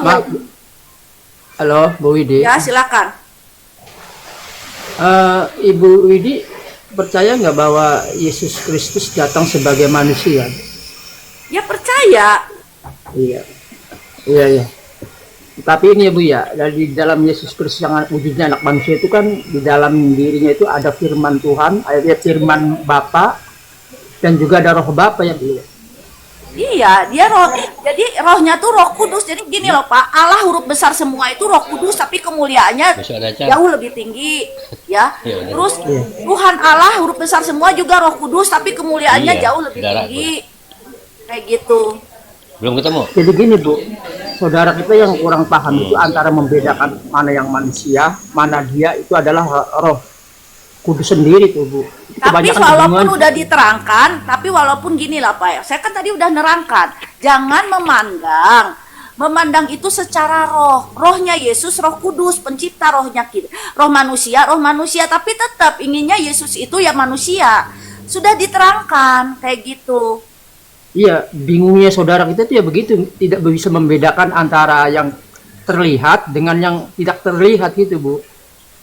Iya, tapi kan kalau udah diterangkan kan dia itu kan saya kan lagi bukan membahas Al-Qur'an ya, Pak ya, membahas Alkitab. Kan saya udah nerangkan kalau berdasarkan Alkitab, pencipta yang satu itu bisa hadir di mana-mana dalam waktu yang bersamaan. Hadirnya itu bisa dalam bentuk kemuliaan yang berbeda-beda, kayak gitu. Porsi kemuliaannya berbeda-beda, kan udah jelas. Saya rasa anak SD pun bisa mengerti kata-kata itu kalau rendah hati, Pak. Iya. Kebanyakan meledek itu, Bu. Hah? Kenapa? Iya, kayaknya orang itu meledek itu sebenarnya. Iya, karena nggak rendah hati, bukan nggak mengerti. Kan kata saya ini kata-kata bahasa baik loh. Bahasa baik loh saya ngomong. Pencipta yang satu itu bisa hadir di mana-mana dalam waktu yang bersamaan. Dan hadirnya bisa dalam porsi kemuliaan yang berbeda-beda. Itu kan bahasa baik. Karena kalau dengan penciptaan murni yang berakal, yang masih suci, pencipta itu tatap muka. Ya silakan. Izin bertanya, yang datang di waktu bersamaan itu siapa, Bu? Ya pencipta. Kan Ibu bilang satu nih wujudnya, dan pula datangnya bersamaan. Yang bersamaan ini berapa wujud? Kan tadi saya udah bilang ya Pak ya, pencipta yang satu itu bisa hadir di mana-mana dalam waktu yang bersamaan. Di mana-mana hadir. Ya. Oke. Udah. Jangan samakan pencipta itu dengan saya, dengan kita. Jangan. Enggak, Bu. Boleh saya jawab, Bu? Bentar, Bu Widi, boleh saya jawab? Ya silakan. Jadi gini, Bu. Jadi gini. Jadi sang pencipta itu adalah roh. Roh itu adalah yang tidak terbatas ruang dan waktu. Jadi kemanapun keberadaan manusia, dia tuh hadir. Jadi tidak terbatas. Dia itu serba hadir gitu. Karena dia Tapi gini Pak Edi Taryudi, dia juga bisa hadir dalam maharupa malaikat, bisa berfisik, dia bisa. ya itu kan ibaratnya sifat dalam menjelma, Bu. Itu kan ya menjelma menjadi malaikat. Ya bisa, karena dia kan Maha Kuasa. Iya, jadi bisa juga dalam bentuk manusia karena pada saat ketemu dengan Abraham juga dia hadir dalam bentuk malaikat. Tiga-tiganya Iya, jadi itu kan pencipta. mengubah dirinya sebagai malaikat, ya bisa. Dalam waktu yang begini, kayak Ibu, gitu. Itu Bapak, di Alkitab. Ibu, Itu Bapak, Alkitab, yang Bapak. yang saya pertanyakan gini, kan agak bingung juga saya. Yang waktu bersamaan datang itu, nah itu yang saya pertanyakan. Katanya Tuhannya cuma satu, tapi rohnya datang bersamaan. Yang bersamaan siapa? Nah itu yang saya bingungkan. Maksudnya gimana, Pak? Ibu, bahwasannya Ibu, Maaf, uangnya 50 ribu, maaf banget ya, Pak ya. oh, Gimana, Pak? nggak gini Bu, tadi Ibu mengatakan bahwasannya Tuhan itu Maha Kuasa, Ya, Satu Esa, ya Ya. kan? Nah, jadi yang saya pertanyakan di sini bukan membandingkan atau memperbandingkan. Yang saya pertanyakan itu wujudnya itu datang bersamaan. Bersama siapa? Itu yang saya tanya. Itu yang membingungkan. Gini, maksudnya kan waktu roh Tuhan, T-nya doang yang huruf besar, datang di dalam tubuhnya Yesus waktu hidup di dunia ini, ternyata roh Tuhan, T-nya doang yang huruf besar itu hadir juga di triunan pangkat 2N planet. Hadir juga di triunan pangkat 2N surga. Hadir juga di triunan pangkat 2N Taman Edennya surga. Hadir juga. Kayak gitu. Padahal dia lagi hadir di bumi. Ternyata dia hadir juga di mana-mana. Kayak gitu. Dalam porsi kemuliaan roh Tuhan, T-nya doang yang huruf besar. Kayak gitu. Kayak gitu. Begitu pula pencipta dalam maharupa roh Allah. Huruf besar semua Allahnya. Dia hadir di triunan pangkat 2N surga dan Taman Edennya surga di semesta alam besar kita. Nah, tapi dia juga lagi hadir di semesta 23 semesta alam besar lainnya. Oke, Bu. Oke. Itu hadir. Saya tidak mencela, Bu ya. Oh, Iya. kan Ibu bilang itu datangnya bersamaan, rohnya datang bersamaan. Berarti mereka saling beradu kekuasaan dong. Oke. Oke, apakah matanya Bapak beradu kekuasaan dengan jantung Bapak? Apakah ginjalnya tanya, Bapak Bu, beradu? Tunggu dulu, saya jangan- nanya ini aplikasinya. Saya nanya dulu. Saya aplikasinya ya, aplikasinya. Apakah jantung Bapak beradu kekuasaan dengan ginjal Bapak? Apakah jantung Bapak beradu kekuasaan dengan ususnya Bapak? Apakah sel-sel tubuh Bapak beradu Oke. kekuasaan dengan antara sel-sel tubuh Bapak itu beradu kekuasaan? Apakah Ibu. begitu? Oke, sudah bisa saya jawab? Oke. Nah,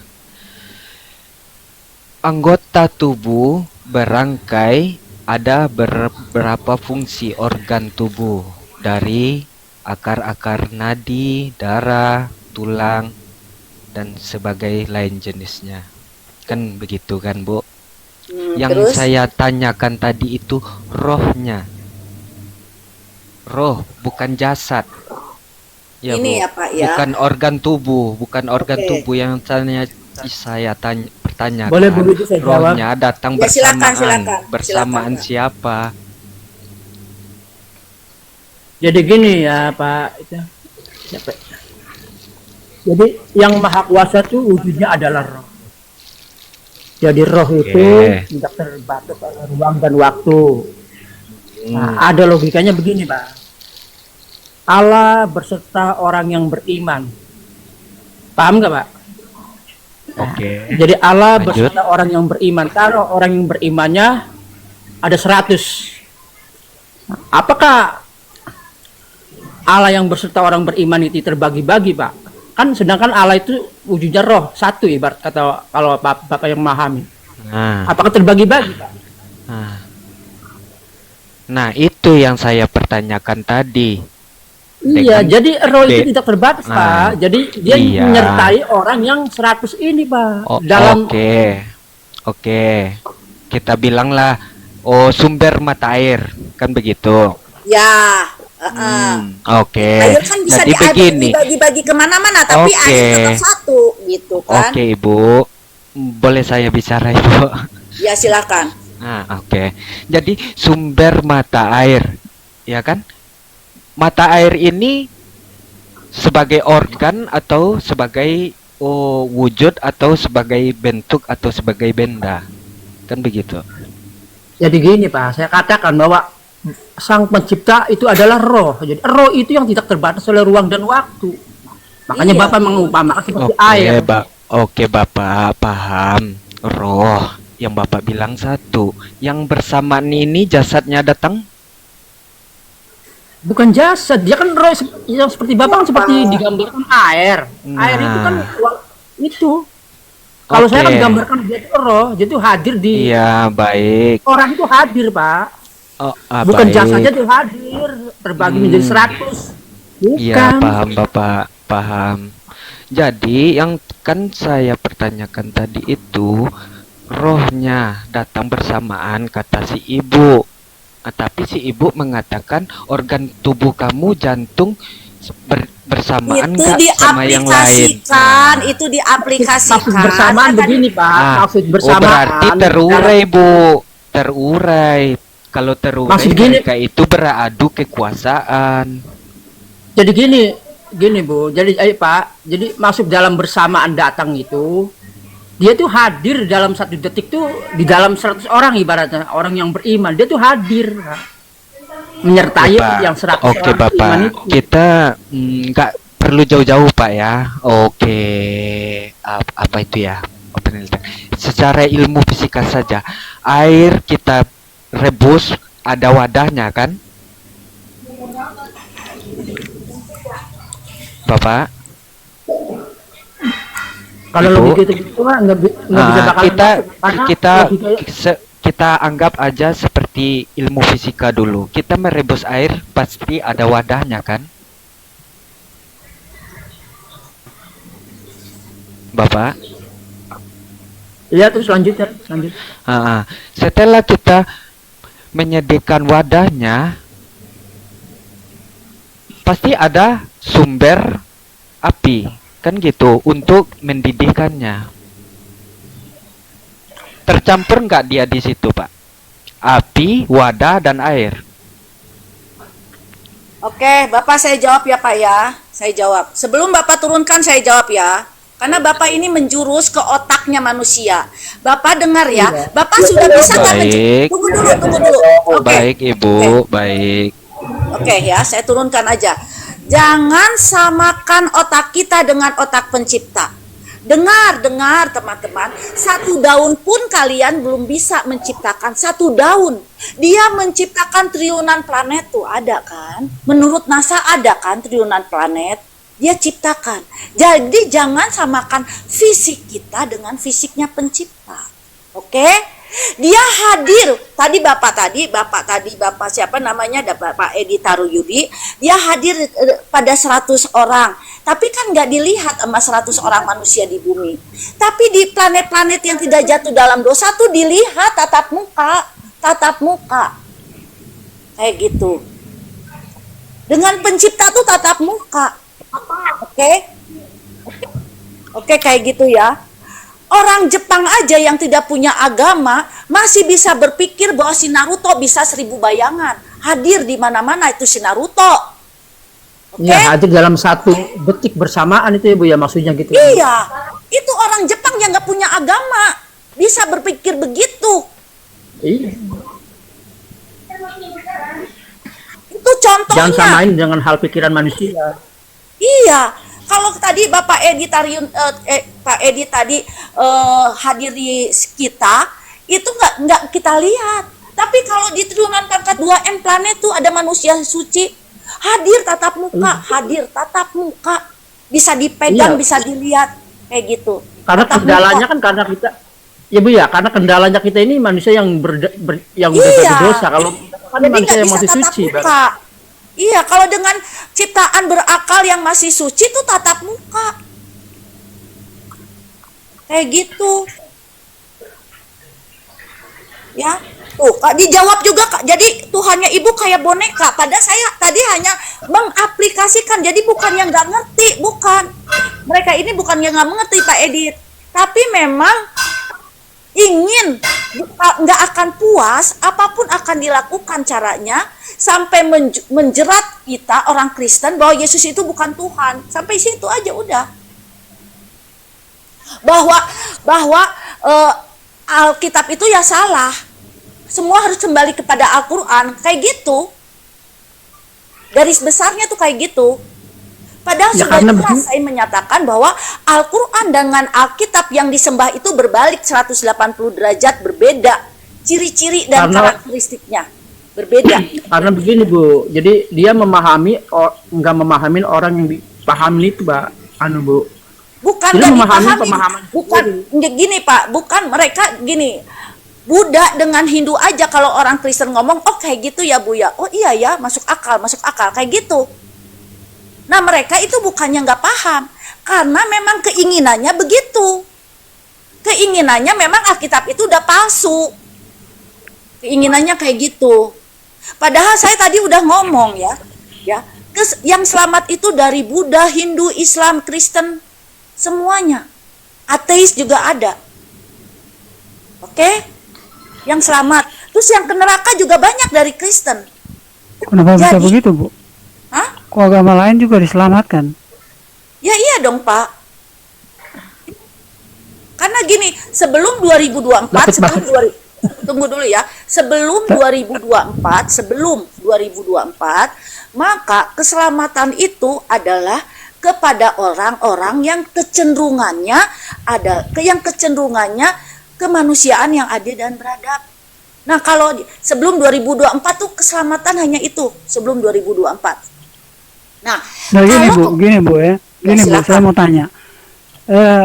Kalau orang itu berbuat dosa terus, ya, berbuat dosa lah. Ya, terpengaruh oleh iblis. Begitu dia mati, siapa yang ambil, Bu? Maksudnya? Ini orang terpengaruh dengan iblis dan berbuat dosa lagi tuh, Bu. Begitu dia mati, siapa yang ngambil dia, Bu? Oke, kayak gini ya. Jadi sejak perjanjian baru ini, Enggak, yang- jawab dulu aja, Bu, ini yang saya tanya ini. iya, saya mau Boleh jawab. saya jawab, Bu? Ya, saya mau Boleh jawab. saya jawab, Bu? Sejak Nah, ya. perjanjian baru. Coba Saya jawab, mau Pak jawab. Edi. Dengar dulu, saya mau jawab. Sejak perjanjian baru ini ya, maka yang setiap detik si iblis Lucifer ini punya list orang-orang yang mati. Nah, diajukan kepada Bapak. Nah, kalau kata Bapak tidak, ya tidak. Kalau kata Bapak iya, ya iya. Kayak gitu, udah gitu aja. Berarti orang yang berdosa diambil oleh iblis lah. Ya, saya aja, apalagi kita yang berinkarnasi khusus dari pihak pencipta, dari lahir udah udah di listnya iblis, tapi kan nggak diizinkan. Oh, Ibu merasa seperti itulah. Ya, kenapa? Ibu merasa seperti itulah. Ya, maksudnya Bahwa- semuanya apalagi orang-orang yang dari pihak pencipta itu dari mulai lahir sudah iblis supaya inginnya kita mati secepatnya supaya nggak bersaksi saya seperti kayak gini. Halo, Bu. Ya, kayak gitu. Oke. Ya, selamat siang Pak El Rahman. Ya, silakan. Enggak, cuman saran saja. Ya, silakan. Saya simak dari tadi penjelasan dari Ibu, terus dari Edi Taryudi, itu nggak ada berbasis ke data. Jangan sampai blunder, Bu. Karena banyak Kristen lain yang nonton. Jangan pokoknya berangkat aja dari data lah. Datanya Kristen kan dari Alkitab. Benar, Pak. Nah, jangan sampai Gini, berasumsi Pak, ini kan- begini penjelasan. Kan Ibu, Kalau itu Ibu yang ini Ibu kan tadi jelaskan, katakan bahwa dia kan dapat ilham Roh Kudus. kalau Jadi itu yang dijelaskan Ilham Roh berdasarkan Kudus itu tidak ada pemikiran datanya. kita. boleh saya jawab? Itu Jadi Pak El, Boleh, jadi silakan. jadi Ibu Widi ini menjelaskan apa yang tidak tertulis di Alkitab yang dalam tanda kutip itu tersamar-samar. Makanya dia menjelaskan apa yang diilhami Roh Kudus. Jadi kalau orang yang patokannya ingin sesuai dengan Alkitab, di sini bukan roomnya Pak. Maaf kata itu Pak. Tapi dari tadi juga saya kan udah pakai data, Pak. Sebenarnya dari tadi saya membaca ayat Alkitab. Oke, saya pakai data ya. Oke, saya pakai data. Oke, saya pakai data. enggak, saya cuman apa kasih saran aja, Ya, bukan oke. apa-apa. Ya, oke. Ya, Nah, benar. apa Benar, Pak. namanya? Saran Bapak benar. Oke, saya pakai data ya. Iya. Tuhan dilihat sebagai Karena malaikat begini, Tuhan. dengar dulu Ya. Bu. Ya, silakan. Karena begini, ini kan banyak juga kan Kristen lain yang nonton. Ya, benar-benar. Nah, belum tentu pemahaman Ibu dengan pemahaman yang lain juga sama. Tapi kalau berangkatnya dari Alkitab, jadi kurang lebih sama. Ya, betul-betul Pak. Jadi Betul. kalau memang ini kalau ini mau diperdebatkan, debat ilmiah aja, dasarnya betul, dari betul, Alkitab. betul, Jadi ada pertanyaan orang, Ibu jawab dari Alkitab. Nah, ini loh Ya, jawabannya. ya. Jadi Ya, nggak debat kusir. Ya, oke. Nah, jadi jangan sampai justru Ibu melemahkan Kristen itu sendiri. Ya, betul. Banyak yang saya tangkap dari sini, loh kok begini penjelasannya, kok beda Oke, lagi, kok beda lagi Ya, oke, gitu loh. betul Pak. Sorry Oke. nih, saya muslim bukannya Kristen, tapi kan saya oke. nggak apa-apa sih kasih saran kan gitu. Ya, gak apa-apa Pak, bagus Pak. Oke ya. Oke, saya mau Ya, ngasih data bahwa Tuhan itu hadir dalam bentuk malaikat ya. Kejadian 22 ayat 11 sampai 12 ya. Tetapi berserulah malaikat Tuhan ya. M-nya huruf besar ya, malaikat Tuhan dengan dari langit kepadanya, Abraham, Abraham, sahutnya, ya Tuhan ya. Ya, oke. Disebut Tuhan ya Tuhan, Abraham menyebut malaikat ya, Tuhan. Artinya malaikat Tuhan itu adalah pencipta dalam rupa malaikat. Oke. Ini di Alkitab ya. Oke ya. Terus kita lihat juga di Hosea 12 ayat 4 ya. Hosea 12 ayat 4. Kita lihat ya. Hosea, kita lihat di Hosea 12 ayat 4. Hosea 12 ayat 4 ditulis gini. Ya, ditulis begini. Di dalam kandungan ia menipu saudaranya, artinya si Yakub ya. Dan dalam kegagahannya ia bergumul dengan Allah. Ia bergumul dengan malaikat dan menang. Oke. Jadi yang bergumul dengan Yakub itu malaikat, Hosea nulisnya. Oke, kayak gitu. Tetapi Musa nulisnya yang bergumul dengan Yakub itu di Kejadian 32 ya. Kita baca Kejadian 32 ya.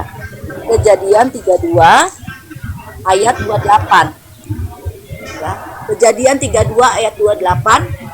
Musa nulisnya, lalu kata orang itu, namaku tidak akan disebut lagi Yakub tetapi Israel namamu, sebab engkau telah bergumul melawan Allah dan manusia. Jadi kalau Musa nulisnya manusia ilahi, artinya manusia itu rohnya Roh Kudus. Tapi kalau Hosea nulisnya malaikat, artinya malaikat itu Roh Kudus, rohnya bukan roh malaikat ilahi. Nah, makanya saya bilang yang ketemu dengan Yakub itu adalah Yesus, serafim Yesus yang tersalib. Karena serafim Yesus yang tersalib itu karena dalam pencipta dalam maharupa Tuhan itu ya, atau 7 seroh Tuhan pada saat keluar dari keilahian, pada saat ya dia itu dalam waktu yang 1 detik. Ya tunggu dulu Pak, tunggu dulu. Dalam waktu yang 1 detik bisa berubah-ubah jadi manusia. Ya, jadi malaikat ilahi. Jadi penghulu malaikat ilahi. Kenapa? Bu, malaikat Tuhan sama Tuhan malaikat bedanya apa? Hah? Malaikat Tuhan sama Tuhan malaikat. Tuhan malaikat emang di mana, Pak? Enggak, Ibu coba baca aja dari awal tadi. Malaikat Tuhan. Ya, terus? Nah, malaikat Tuhan itu apa? Malaikat di dalamnya ada Tuhan. Ada Roh Kudus. Rohnya itu Roh Kudus. Terus Tuhan malaikat? Tuhan malaikat maksudnya apa? Enggak, pemahaman Ibu, saya tanya pemahaman Ibu. Oke, ya. Di dalam Alkitab, Roh Kudus itu bisa dibalut, bisa ditutupi oleh daging, yaitu manusia ilahi. Bisa ditutupi oleh sinar, malaikat ilahi. Bisa ditutupi oleh cahaya, penghulu malaikat ilahi. Oke, kayak gitu. Itu Roh Kudus, rohnya pencipta. Roh Kudus itu adalah rohnya pencipta. Seperti kayak gitu. Jadi makanya saya bilang pencipta yang satu itu bisa hadir di mana-mana. Tapi hadirnya bisa dalam porsi kemuliaan sel-sel roh Tuhan. Pencipta dalam maharupa Tuhan. Bisa dalam maha roh Tuhan, T-nya doang yang huruf besar. Nah, roh Tuhan T-nya doang yang huruf besar. Nih tadi hadirnya ya kan, hadirnya dalam bentuk malaikat ya. Tetapi dia juga hadirnya bisa dalam bentuk roh. Tapi ditutupi oleh 4 serafim. Contohnya ya, kita lihat bahwa roh Tuhan T-nya doang yang huruf besar hadir kepada Nabi tapi ditutupi oleh 4 serafim supaya nabinya nggak mati ya. Dia hadir dalam bentuk roh. Oke, ada ayatnya Yesaya 6 ya.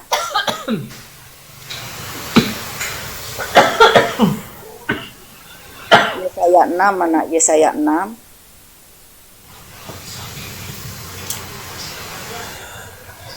Yesaya 6 ditulis gini.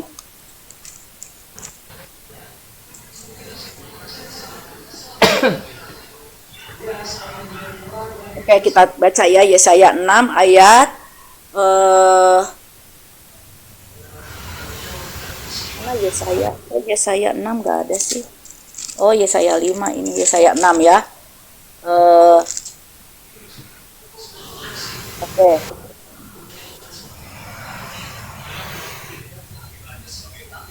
Kita baca dari sinilah. Dalam tahun matinya Raja Uzia, aku melihat Tuhan, lihat ya, T-nya doang yang huruf besar. Aku melihat Tuhan di atas tahta yang tinggi dan menjulang, dan ujung jubahnya memenuhi bait suci. Para serafim berdiri di sebelah atasnya, masing-masing mempunyai para serafim, jadi bukan satu serafim, ya, para serafim. Ya, berdiri di atasnya Tuhan, masing-masing mempunyai sayap 6 serafim ini. 2 sayapnya untuk menutupi muka mereka, 2 sayapnya dipakai untuk menutupi kaki mereka, dan 2 sayapnya dipakai untuk melayang-layang. Ya, dan mereka berseru seorang kepada yang lain, katanya, kudus, kuduslah Tuhan semesta alam. Oke, sudah jelas kayak gitu ya. Yesaya melihat Tuhan, roh Tuhan, T-nya doang yang huruf besar, tapi ditutupi oleh 4 serafim. Karena kalau nggak ditutupi oleh 4 serafim, Yesaya mati. Tapi kepada makhluk ciptaan yang lain yang tidak jatuh dalam dosa, roh Tuhannya dilihat, nggak usah ditutupi oleh serafim, bisa dilihat. Tatap muka dengan roh Tuhan, T-nya doang huruf besar, bisa dalam bentuk roh, bisa dalam bentuk malaikat, bisa ditutupi oleh wujud, bisa ditutupi oleh sinar menjadi malaikat Tuhan, bisa juga dalam bentuk roh kayak gitu kepada makhluk ciptaan berakal yang masih suci.